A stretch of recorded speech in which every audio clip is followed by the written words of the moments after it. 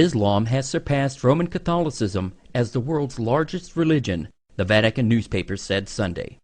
For the first time in history, we are no longer the top. Muslims have overtaken us, Monsignor Formenti said in an interview with the Vatican newspaper. He said that Catholics accounted for 17.4% of the world's population, a stable percentage, while Muslims were at 19.2%. It is true that while Muslim families, as it is well known, continue to make lots of children, Christian ones, by this he means Roman Catholic, on the contrary, tend to have fewer and fewer, the Monsignor said. According to a report by Faith Matters, the UK is seeing a surge in Brits converting to Islam. In the last year, around 5,200 people in Britain converted to Islam. As many as 100,000 have converted in the last decade. Now, while that's not a huge number if you consider the UK's total population, which is around 61 million, it's definitely notable.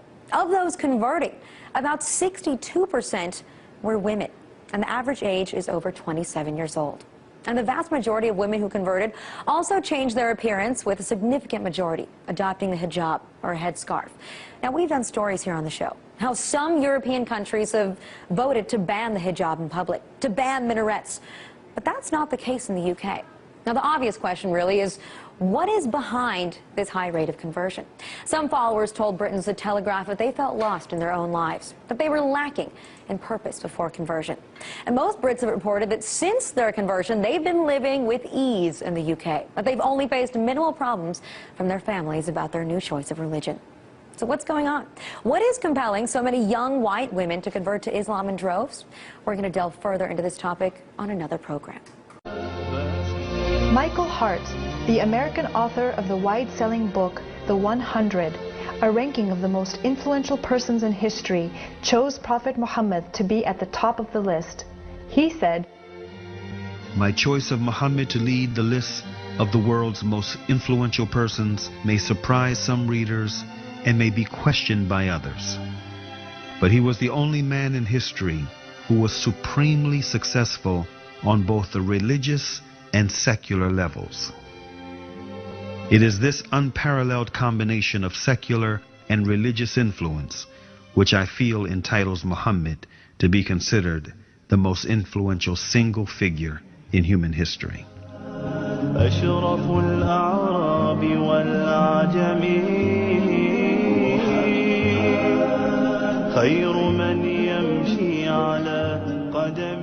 Many international intellectuals were impressed with Prophet Muhammad's personal qualities and expressed it in their writings. Lamartine, the famous French historian, in his book The History of the Turks, said about Prophet Muhammad, "If greatness of purpose, smallness of means, and outstanding results are the three criteria of human genius, who could dare to compare any great man in modern history with Muhammad?"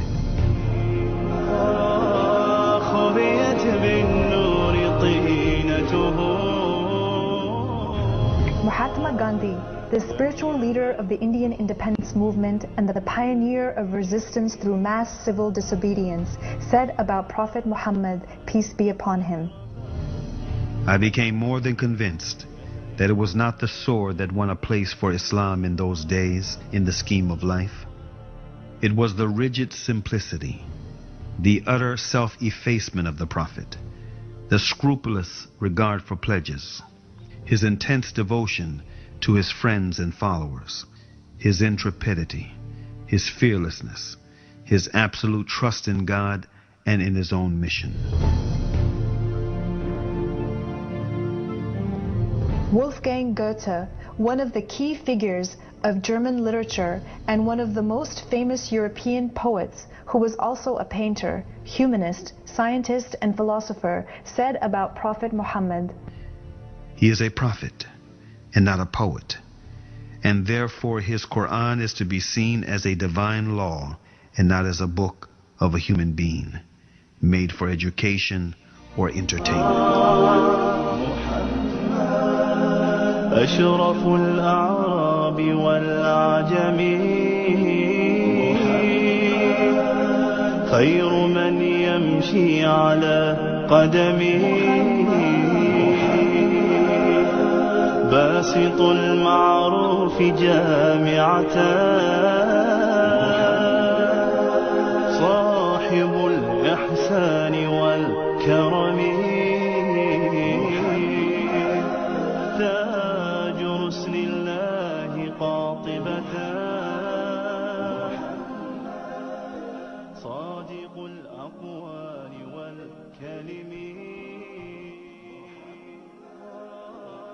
خبيت بالنور طينته.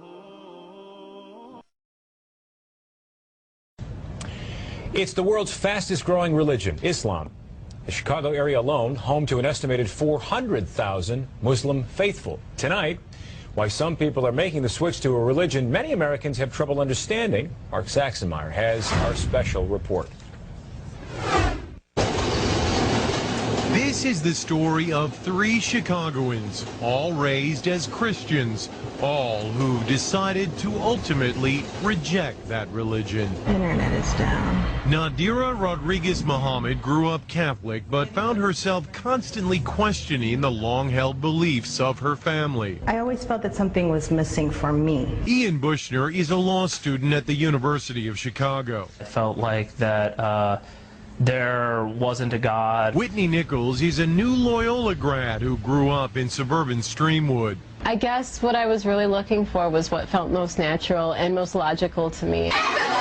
When Nadira entered high school in the mid-1990s, she became friends with a group of Muslim girls. They just had this level of contentment and a sisterhood that was, I wanted to be a part of that. Ian drifted towards the Muslim students at his high school as well. I remember defending some of my friends at school from accusations, after 9/11. And then I started reading the Quran. I said, oh, here is a form of God that I've never been presented before. After September 11, the interest actually increased. Dr. Assad Basul is professor at Chicago's Islamic American College. He says the tragedy 6 years ago initially prompted angry questions, but eventually many of the curious found answers to their own spiritual questions through Islam and converted. Sometimes, negative things bring positive things. In fact, according to a first-ever random sampling of American Muslims by the Pew Research Center, 21% of the nation's 2.4 million Muslims are converts to the faith. Eventually, I realized that I was looking to the Quran for advice, for direction, and at the point that you believe that the Quran is revelation from God, then you're a Muslim. The conversion has meant many changes in their lives. Ian prays 5 times a day. You'll finish a prayer and realize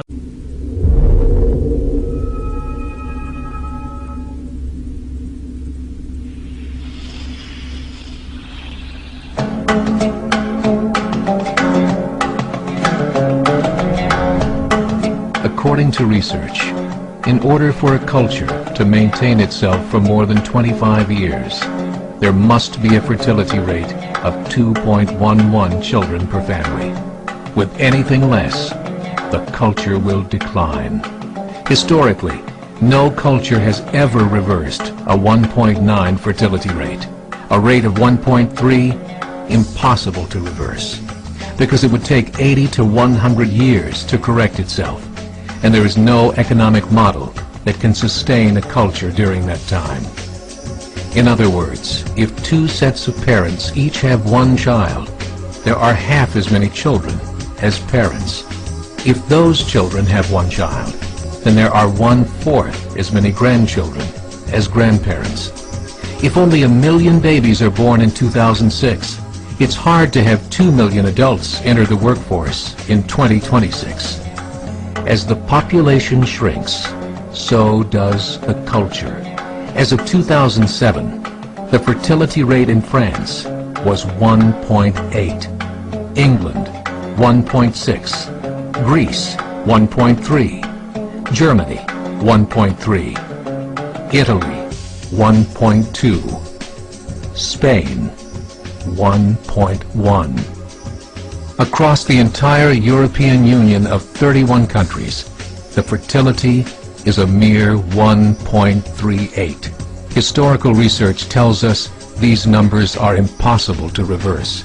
In a matter of years, Europe as we know it will cease to exist. 1.8 children per family. Muslims, 8.1. In southern France, traditionally one of the most populated church regions in the world, there are now more mosques than churches. 30% of children ages 20 and younger are Islamic. In the larger cities such as Nice, Marseille, and Paris, that number has grown to 45%. By 2027, 1 in 5 Frenchmen will be Muslim. In just 39 years, France will be an Islamic republic. In the last 30 years, the Muslim population of Great Britain rose from 82,000 to 2.5 million, a 30-fold increase. There are over 1,000 mosques, many of them former churches.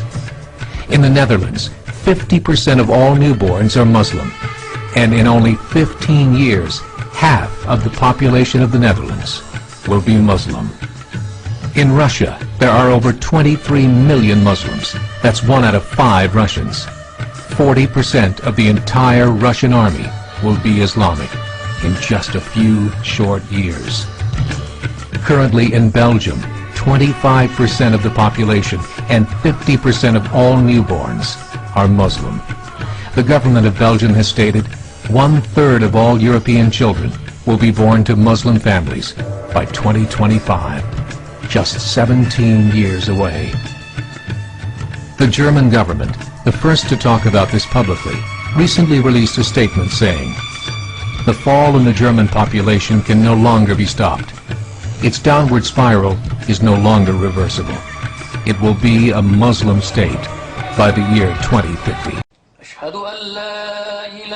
It's 1 p.m. in Mission Viejo, California, when Angela Collins answers the call to prayer.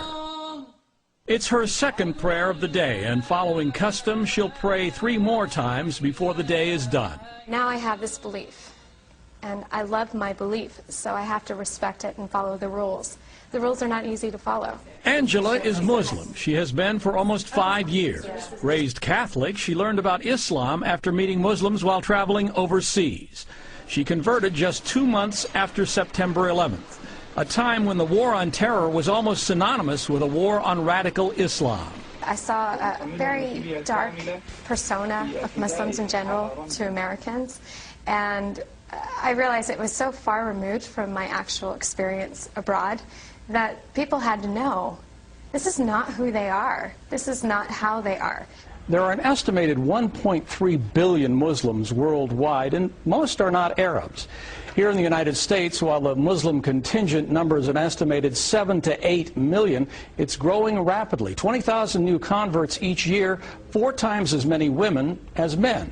In the Quran, it says that women were created independently of Adam, that Eve was an independent creation of God's. And so for a lot of white American women, that really appeals to their sensibilities of equality, and it's very liberating for them. Maybe I'll help you cook something. Julia Roach converted to Islam after being introduced to the religion by her husband, Chris. They weren't married at the time. He is also an American.